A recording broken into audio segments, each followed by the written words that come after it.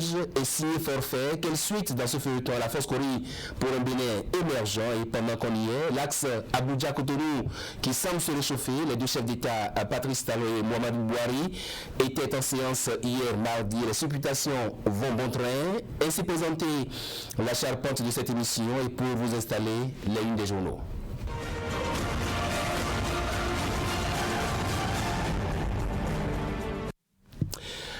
On démarre par le quotidien Maison Fraternité, rencontre Talon Bouhari, les enjeux d'un tête-à-tête. Fourniture d'énergie électrique, la SBE expose la réalité et des nouveaux prix aux consommateurs. Depuis préservation de la biodiversité au Bénin, au bord du déclin, les lacs passent en priorité. Présidence Biden, quelle place pour l'Afrique? Parlons de l'actualité aux États-Unis d'Amérique. On passe au quotidien du service public La Nation, discussion Talon Bouhari au Nigeria, les sujets au menu de la rencontre. Et puis il y a également cette décision de la HAC qui fixe les médias parlant des modalités de la pré-campagne pour la présidentielle. Le quotidien Matin Libre à présent, ouverture des frontières nigérianes, Talon chez Bouhari malgré la résilience du Bénin, 50 gifles au turiféraire de la rupture. Et puis accident mortel sur les routes, en chantier des mesures pour enrayer le mal. Nord-Sud quotidien, passe d'armes à la force corruption pour Bénin émergent. Yaya fait le bilan de la décennie. Yaya et puis coopération. Talon normalise les relations avec le Nigeria. On finit avec Bénin intelligent pour sauver les vies de fermes instructions à Ebomaf. Et puis Talon au Nigeria, entente pour du bon voisinage. Voilà donc qui met terme aux journaux. C'est parti pour le duel.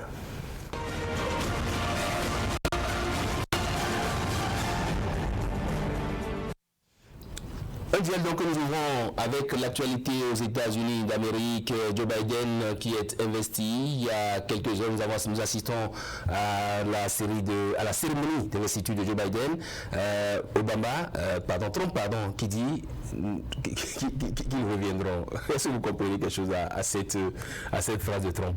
Non, je crois que c'est de bonne idée. Si il pense qu'il va revenir, c'est au bout des unes, forcément qu'il pourra revenir. C'est de voir qu'il ne supporte pas, il n'est pas d'accord de quitter le pouvoir alors qu'il doit quitter parce que c'est une grande démocratie, les États-Unis. Le vote a donné Joe Biden vainqueur. Donc il est en train enfin, on assiste aujourd'hui à ça, c'est une des investitures et qui annonce beaucoup de choses pour les Américains. Je crois que sa venue va essayer de corriger un peu les frasques auxquelles on avait assisté avec Trump qui a traité, c'est un exemple que je donne à tout hasard, l'Afrique de tous les noms d'oiseaux. D'abord, il n'a jamais mis pied à l'Afrique. Il a traité les Africains de tous les noms d'oiseaux avant de montrer avec les récents événements que lui-même n'était pas un exemple. Et donc, ceci étant, je pense que c'est une nouvelle ère qui s'ouvre sur les États-Unis et qui s'ouvre également sur les relations internationales, États-Unis et également les relations liées en Afrique. Vous le disiez tantôt à l'entame qu'il a nommé déjà les faits qu'on connaissait de l'Afrique. Donc on ne peut pas faire cela, c'est en connaissance de cause qu'on est en train de faire cela. C'est pour réchauffer les liens que son prédécesseur a brillé en temps par ces nombreux tuts sur la toile, ces discours qui ne sont pas du genre à encourager les relations internationales. Donc je pense que c'est une bonne chose et on ne va pas faire, on ne fera pas le monde, je veux dire, l'Afrique ne fera pas le monde parce que là, s'il s'agit de relations entre deux continents, on va dire, donc il faut véritablement que nous essayions de revoir ce partenariat, un partenariat gagnant-gagnant. Je crois que ça ne sera plus le American First, mais ça sera American is back. American is back. Oui, Félicien, faudrait-il que l'Afrique aussi soit également prête à se mettre au pas? Non. Moi, je ne suis même pas de ceux qui pensent que le développement de l'Afrique va dépendre de celui qui prendra le pouvoir aux États-Unis. Et c'est pour cela que moi, je suis d'accord avec Trump qui a travaillé, qui a fait quand même de son mieux pour que l'Afrique soit, je dirais, indépendante, parce qu'il faudrait que l'on prenne des mesures qui nous font mal et qui nous amènent à nous autonomiser. Nous ne pouvons pas continuer par compter sur ces puissances-là, même si elles sont en quelque sorte à la base de nos difficultés, mais il faut quand même que nous on travaille à arracher notre autonomie. Moi, je ne suis pas contre quand il demandait par exemple aux Africains d'aller chez eux, mais il ne l'a pas dit aux Afro-Américains qui ont la nationalité américaine, il n'y a pas de problème. Eux, ils sont là, ils travaillent dans le pays. Mais nous qui sommes ici, pourquoi est-ce que nous voulons continuer toujours par regarder les États-Unis d'Amérique avant peut-être d'évoluer, de grandir? C'est là notre erreur. Si on pouvait avoir un Trump à la tête des États-Unis pendant peut-être 15-20 ans, peut-être que ça va se prendre en charge. Ça se prendrait en charge sur tous les plans pratiquement. Et donc, le fait pour des présidents américains de venir chaque fois délater les Africains, tout ça, et ça qui nous conforte dans notre pauvreté, dans notre souffrance. On pense que c'est bon, oui, on va nous faire du bien, et puis on supporte ces régimes-là qui viennent. Et quand ils disent qu'ils reviendront, ben, écoutez, Barack Obama est revenu. Et donc ça veut dire que c'est possible que tout revienne.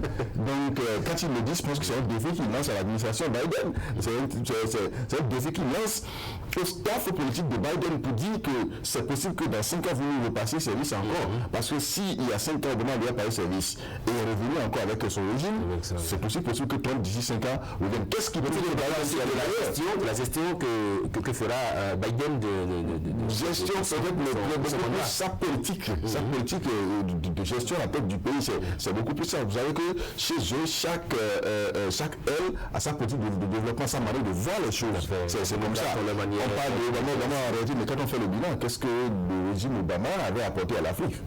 C'est ça, oui, justement, on a vu un Trump avec sa Mélanie à côté. Oui, on va le perdre du Air Force One. Pour la dernière fois. Je pense que fondamentalement, on ne peut pas demander à l'Afrique de ne pas regarder du côté des États-Unis. On ne peut pas non plus demander aux États-Unis de ne pas regarder du côté de l'Afrique, parce que pendant que l'on a besoin de mille et une choses, nous ne savons faire qu'un tout petit. Donc l'obligation pour nous d'entrer en contact avec les autres. Et donc moi je pense que quoi qu'on dise, les États-Unis ont besoin du continent africain, et le continent également a besoin des États-Unis. Moi je pense que planétaire évidemment, et essentiellement je crois que les États-Unis sous l'administration de Joe Biden, si ils peuvent revenir à l'accord de Paris, à l'OMS pour un mieux-être de l'Afrique, parce que quoi qu'on dise, l'Afrique aujourd'hui a besoin de l'OMS, de moins certains pays africains ont besoin de l'Organisation mondiale de la santé. Et donc vous savez que ce sont les États-Unis qui sont derrière cette organisation. Donc on a besoin de ça en Afrique, parce que quand vous prenez les États, je ne veux pas nommer des États, il y a beaucoup d'États africains qui souffrent quand vous prenez le plateau sanitaire inexistant, et donc il faut des aides, il faut un certain nombre de choses.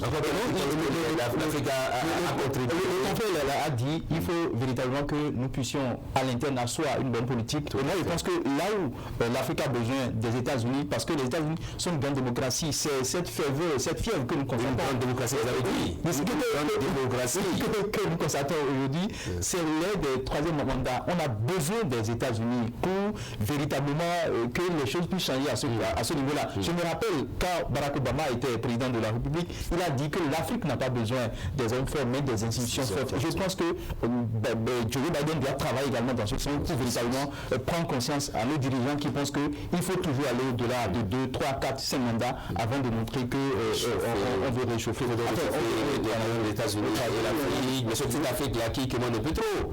Justement, c'est pour ça que je parle d'autorisation, d'indépendance, mais je ne parle pas d'une indépendance isolée. Je ne dis pas que nous soyons isolés des autres pays, mais des autres puissances du monde.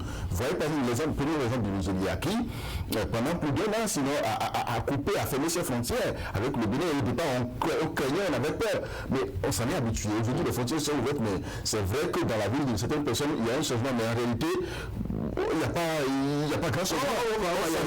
Si j'ai pesé, ne faisons pas. C'est pour dire que, pas que nous allons vivre indépendamment des États-Unis, faisons en sorte que le partenariat soit gagnant-gagnant.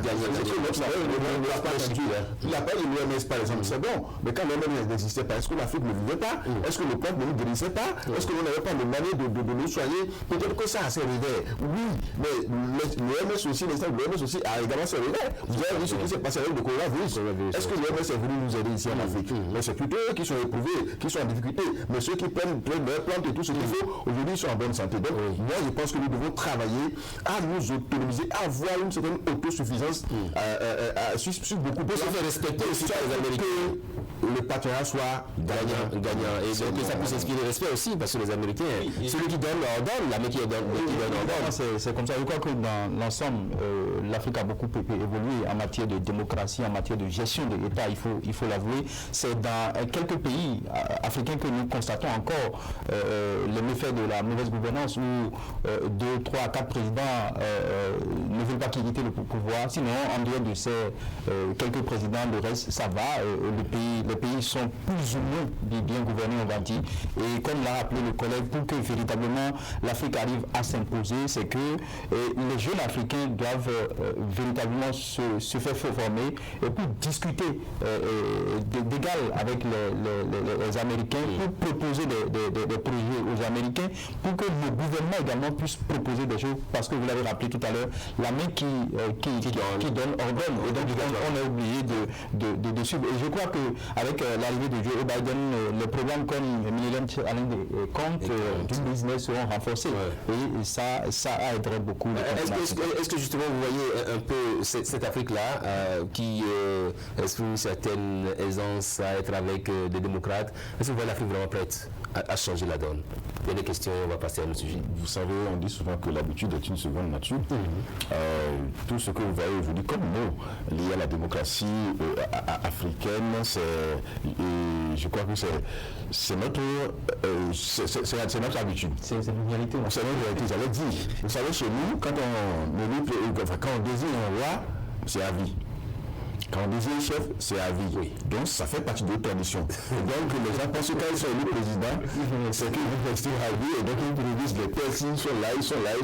C'est peut-être ça aussi qui amène des pays à s'autodiscipliner. Pour le cas du Rwanda, le Rwanda s'autodiscipliner. Pourquoi? Si peut-être que Kagame avait fait 5 ans, disait qu'il était parti, est-ce qu'ils en sont la vie? C'est vrai, c'est pas des raisons pardonnées, c'est pas qu'il faut encourager le non-respect des tests et des institutions de la vie. Il faut encourager la je suis d'accord, mais reconnaissons que nous avons nos réalités, nous avons aussi nous-mêmes là. Il y a une démocratie qui existe en Afrique, il faut le reconnaître. Il y a peut-être une démocratie à l'africaine, on va dire, qui existe. Je l'ai dit tantôt, dans certains pays africains, le jeu démocratique est respecté, véritablement respecté, on va dire. On va demander à ce que ça puisse continuer, ça puisse gagner d'autres pays, pour que l'Afrique aussi puisse un jour dire nous avons une grande démocratie. Une démocratie à l'africaine. À l'africaine, une grande démocratie. Nous avons une grande démocratie, pas une démocratie, une tradition. De pas une démocratie qui voit un président rester au pouvoir. Justement, et dans ce cheminement-là, le Bénin qui va à l'élection présidentielle le 11 avril prochain, oui, la mouvance désigne son candidat, mais l'opposition, notamment la force que le Bénin est émergent, ça il peut l'avoir. Qu'est-ce qui se passe là, Sergio Lokoso? Non, moi je pense que véritablement il y a un problème qui se pose, et le problème qui se pose c'est le problème de leader charismatique au sein de cette formation politique, je pense. Et quand j'ai suivi les audios dont vous avez parlé à l'entame, j'ai ri, ça m'a fait rire. En même temps, j'ai eu honte parce que les acteurs qui faisaient ces audios, j'ai pu constater qu'il y a un ancien ministre de la République, un ancien maire, et qui prétend à devenir président de la République. Ça gêne beaucoup. Et quand on a en face un pouvoir aussi organisé que celui du président de la République, il faut le reconnaître, il faut s'organiser aussi pour pouvoir lui arracher le pouvoir. Et je le dis souvent, le pouvoir en Afrique de l'Ouest surtout, c'est comme la priorité en circulation. Il faut l'arracher. Et pour l'arracher, c'est à travers les urnes. Et pour que les urnes vous soient favorables, il faut mettre en place de très bonnes stratégies. Pas de s'insulter via WhatsApp, pas de s'insulter, de dénoncer que tel a un faux diplôme, mais que tel n'est pas de telle région du pays. Moi, je pense qu'aujourd'hui, le débat n'est pas là. Le débat, moi, je l'ai dit enfin, sur le plateau, que l'opposition va à une élection qui est verrouillée par un certain nombre de choses. Le parrainage, il faut s'organiser pour aller à la quête du parrainage, même si les acteurs de la maison présidentielle ont dit à corps et à cri que nous sommes prêts à parrainer les candidats. Venez, allez nous voir, nous allons vous parrainer. Il faut quand même que ces derniers puissent s'organiser pour aller vers ces parrains qui ont montré leur bonne voie. En tout cas, je le maintiens à leur discours. Et donc, véritablement, moi, je pense que j'ai réfléchi et il faut laisser la dynamique continuer, comme l'a dit le président de la République. En face, il n'y a pas d'acteur politique. Comme disait le président, qui fait la taille. C'est Maïs. Oui, Félicien Fayot. Oui, ce qui se passe ne me surprend pas. Tout à l'heure, on parlait de la démocratie américaine. Et ça, c'est la vérité, ça. C'est-à-dire que chez nous, le pouvoir est perçu comme quelque chose de luxe. Le pouvoir, pour beaucoup de personnes, sinon beaucoup d'acteurs politiques, ce n'est pas perçu comme un instrument de lutte pour le développement des pays. Non, on va au pouvoir parce qu'on veut se faire beaucoup d'argent, on va au pouvoir parce qu'on veut se faire un nom, on veut avoir de la renommée, on va au pouvoir parce qu'on veut gagner forcément un intérêt. On ne va pas au pouvoir parce qu'on a forcément un idéal à promouvoir, ou bien un idéal à imposer ou à promouvoir, à développer à la tête du pays. Ce n'est forcément pas ça. C'est ce qui fait qu'on ne s'entend pas. Quand on prend l'opposition actuelle, c'est une opposition remplie de gens qui ont des pensées en quelque sorte hétérogènes. Parce que c'est des intérêts différents. Est-ce que c'est pas une vision, comme il a dit, Olivier Kasmati, qui entre-temps a quitté la barre, qui a dit débrouillez-vous? Oui, non, là, il parle de FCB spécifiquement. Oui. Il y a les démocrates qui sont là. Il y a le cas Zanaï qui est là. Il y a plusieurs camps de l'opposition. Si aujourd'hui l'opposition n'arrive pas à désigner quand même, oui, c'est parce que l'opposition n'est pas unie à elle-même. Elle est divisée. Elle a des divergents. Et donc, quand c'est comme ça, l'opposition ne peut jamais arriver à rester unie. Et c'est pour ça parfois qu'on constate que dans des pays, des régimes restent au pouvoir longtemps. Parce qu'à cette allure, si en 2026, cette opposition est demeurée comme ça, c'est clair que le régime talent, lui, ce n'est pas parti dans lui. Le régime talent va continuer par garder le pouvoir. Et on va dire, mais il faut quand même que ça change. Mais ça ne peut pas changer si de l'autre côté, vous ne vous unissez pas. Vous vous rappelez en 2011, l'opposition a fait l'effort de s'unir pour désigner un candidat unique. Mais compte tenu de certaines erreurs, ça n'avait pas marché.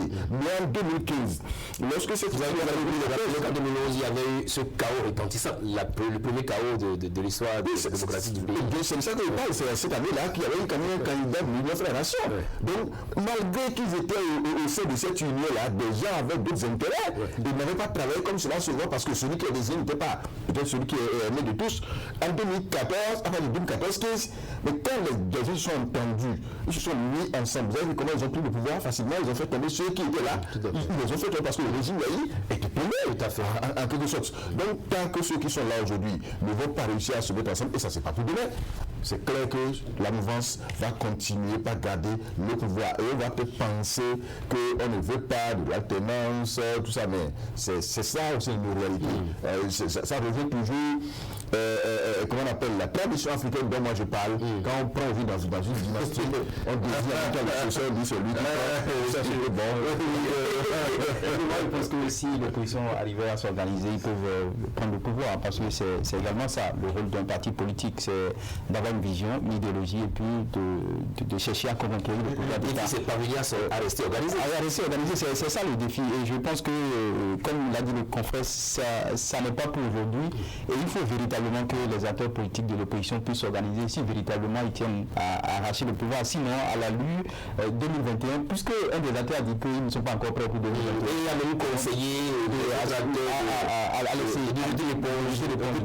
Je pense que si la période 2021-2026, il n'arrivait pas à s'organiser, le président va quitter, mais quelqu'un d'autre peut prendre le pouvoir. Et on va peut-être croire qu'il y a une volonté manifeste de la mouvement de ne pas laisser le pouvoir, alors que c'est le camp d'en face qui n'a pas pu s'organiser pour arracher le pouvoir. Est-ce que ce n'est pas du réalisme que de demander à d'autres leaders, voyant un peu ce qui se passe à l'interne, de demander aux leaders, bon, écoutez, jetons l'éponge et préparez-nous pour 2023.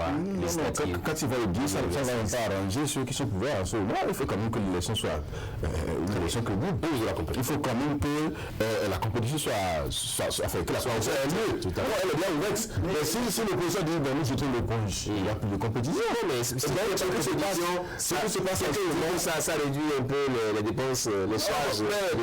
Le chaos va réduire les charges et les dépenses. De toutes les façons, il faut qu'il y ait compétition. Il faut que l'opposition aille aux élections, même si ce n'est pas tout le monde. Ça, c'est clair. Il faut quand même que des candidats de l'opposition puissent quand même postuler. Comment, si l'opposition décide de ne pas y aller, l'élection aura lieu. C'est ce que je pense. Et la crédibilité d'une élection ne dépend pas de la participation ou non de l'opposition. Moi, je pense que si l'opposition elle-même décide de ne pas y aller, c'est que bon, elle n'a pas les moyens, elle ne s'est pas préparée parce qu'on ne va pas à une élection pour perdre, on va à une élection pour gagner. Et donc, si les stratégies ne sont pas mises en place, il y en a qui sont là, c'est juste parce qu'il veut se venger du pouvoir Talon. Pas parce qu'il veut prendre le pouvoir, le gérer, corriger les choses. Non. Nous avons encore 7 minutes rapidement. On va aller au pouvoir et travailler. On ne peut pas s'entendre. On va souffler avec cette courte vidéo du président béninois, Patrice Talon, à Abuja, chez son homologue Muhammadu Buhari.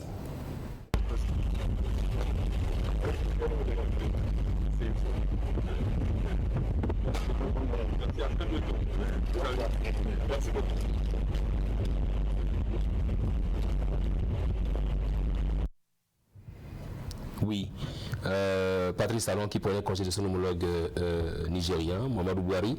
Est-ce que pour vous c'était prévisible, une telle descente du président Talon au Nigeria? Mais je pense qu'il n'y a pas de problème au niveau des relations bilatérales entre le Nigeria et le Bénin. Il n'y a aucun problème. Il n'y a également aucun problème entre le président Patrice Talon et son homologue Mohamed Buhari. Il n'y a aucun problème. C'est le Nigeria qui avait juste fermé ses frontières, mais pas à cause du Bénin. Non, ils avaient expliqué que c'était pour des raisons sécuritaires, c'était pour des raisons... Mais ça a duré 16 mois. La sécurité, 16 mois. C'est eux qui ont jugé utile de garder les frontières fermées jusqu'à nouvel ordre. Je pense que le nouvel ordre est arrivé, ils ont ouvert. Immédiatement. Ouais. Mais, non, même si immédiatement les échanges n'avaient pas commencé. Ça a commencé il y a quelques jours, il y a quelques mois d'une seconde que les échanges ont commencé véritablement. Et donc, il y avait pas de problème entre les deux personnalités. Et le ministre des Affaires étrangères béninois, bien sûr, nous avait déjà rassuré qu'il y avait les deux présidents ils communiquaient entre eux pour voir dans quelle mesure ils veulent, dans quelle mesure rétablir peut-être la sécurité si elle était vraiment défaillante et nous avons revu les frontières. Maintenant que les frontières sont ouvertes, il était quand même important que les deux se voient pour peut-être redéfinir de nouvelles bases de fonctionnement. C'est certainement dans ce cadre que ce voyage a été effectué. Certainement. Oui, que ce voyage a été effectué pour que de nouvelles bases soient définies parce que, indépendamment de leur rencontre, vous avez appris qu'il y a la douane béninoise, le port, il y a la douane nigérienne, qui également échange en ce moment. Pendant que vous parlez, on va suivre les images qui les deux douanes, le port, tout ça sont en train de travailler, réfléchir pour voir dans quelle mesure se mettre ensemble pour définir de nouvelles règles de fonctionnement, de coopération très prochainement parce que les problèmes, enfin, entre autres problèmes posés, il y avait également ça parce que le Nigeria posait le problème d'escorts, que le Bénin n'organise pas bien l'escorts, selon eux en fait. Mais les Béninois pensent qu'eux le feraient bien et donc il n'y avait pas de compréhension. Donc à partir de cette rencontre entre les deux chefs d'État et à partir de la rencontre entre les institutions des deux pays, c'est clair que nous allons partir désormais sur de très bonnes relations entre le Nigeria et le Bénin parce que nous dépendons l'un de l'autre. C'est surtout les nouvelles bases qui seront tracées pour la coopération. Les nouvelles bases seront tracées et je pense que je l'ai dit à l'entame. On ne peut pas vivre sans le Nigeria également ne peut pas vivre sans le Bénin. Le président nigérien a pris le temps de constater la chose et donc je pense que... Il a constaté la chose? Oui, il a constaté, je crois qu'il a constaté et le Nigeria ne peut pas vivre sans le Bénin également ne peut pas vivre sans le Nigeria et le conflit a rappelé, c'est pour renforcer davantage l'AS Cotonou Abuja et entre autres choses, moi j'ai vu sur le site nigérien qu'ils ont parlé également des questions de sécurité en ce qui concerne les deux pays. Et je crois que c'est important quand on sait que le Nigeria est un grand pays, un vaste pays. Et il faut véritablement que les deux chefs d'État puissent arriver quand même à trouver le mode opératoire pour renforcer la sécurité entre nos frontières, surtout les frontières du Nigeria avec le Bénin. Je crois que c'est une bonne chose. Et une chose qu'il ne faut pas oublier, 2021 est une année très importante pour le Bénin. C'est une année électorale pour le Bénin. Qu'est-ce qu'il faut faire pour véritablement renforcer la sécurité au niveau de nos frontières quand on sait qu'il y a des acteurs mal intentionnés dans le pays qui pensent que cette élection va donner lieu aux événements que nous avons vécu en 2019, on ne le souhaite pas. Donc, et pour ça, il faut prendre le tout au repos à l'école. Je crois que le chef de l'État, il est enfin connaisseur de la chose, il mettra les stratégies qu'il faut, il mettra un peu quand même pour que nous ne vivions pas ou bien nous ne revenions pas dans les événements tristes de 2019. C'est une chose.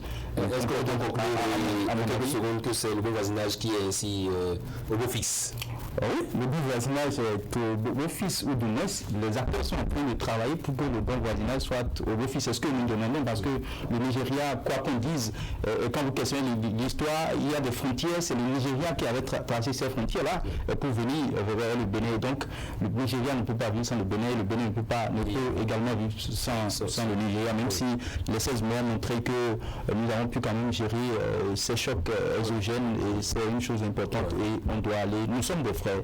Quand vous questionnez l'histoire, vous les voyez, nous sommes des frères. Et donc, il est bien pour des frères de demeurer ensemble. Et ça a permis quand même le développement d'une filière chez nous. C'est la promotion des stations-service d'essence conventionnelles dans le pays. Il a filé des œufs également. Aujourd'hui, vous ne pouvez plus prendre des œufs de Nigeria ou amener au Bénin. C'est interdit, c'est des œufs produits chez nous que les gens consomment. Donc, il y a beaucoup de choses qui s'est développé. Et ça aussi, c'est les conséquences positives de la fermeture de ces frontières-là. Justement, quand on voit un peu ce qui s'est passé, comment pourrait-on envisager donc la suite des relations entre le Bénin et le Nigeria, vu que pendant longtemps on a estimé que oui, le Bénin est resté silencieux, qu'on devait aller s'agenouiller comme on le fait actuellement, quoi. Non, écoutez, moi je ne suis pas d'accord. Nous sommes des États, quoi qu'on dise, c'est vrai, le Nigeria, il est grand, c'est une puissance africaine, mais le Bénin également est un État, parce que nous avons tous les attributs d'un État démocratique, un État souverain, indépendant, il faut le préciser. Donc, quand il s'agit de ces questions de relations internationales, il faut y aller en tant qu'État, pas en tant que personne pour aller négocier, pour aller s'agenouiller. Non, les États ont quand même, le ministre des Affaires étrangères a les stratégies, il a les codes qu'il faut pour pouvoir aller vers le Nigeria et parler, raffermir ces relations. Je pense que nous sommes un État et ça n'est pas bien pour le président de la République d'aller s'agenouiller pour nos paysans de dire non, je ne peux pas. Ça se faisait pas le passé, ce serait pas le premier. Les choses ont changé, la rupture a pris par là. Si le Bénin allait se coucher à plat ventre, la rupture a pris par là, les choses ont changé. On est habitué. C'est pour ça qu'il faisait croire aux gens que la fermeture des frontières pendant tous ces mois-là allait faire disparaître le Bénin. C'est peut-être ça, parce que les gens pensaient que bon, voilà, si le talon ne va pas s'agenouiller pour aller, tout comme si l'avenir du Bénin était dans les mains du Nigeria, c'est comme on allait au Brésil. Mais je pense que non, les États doivent se respecter mutuellement. Aujourd'hui, chacun connaît les forces et les faiblesses de l'un et de l'autre. Donc, on n'avait pas besoin de ça. Ce qu'il fallait faire, je pense que c'est ça qui a été fait. Désormais, on s'entend sur la base sur laquelle il faut fonctionner et puis c'est fini. Oui. Pour le coup, c'est fini vraiment?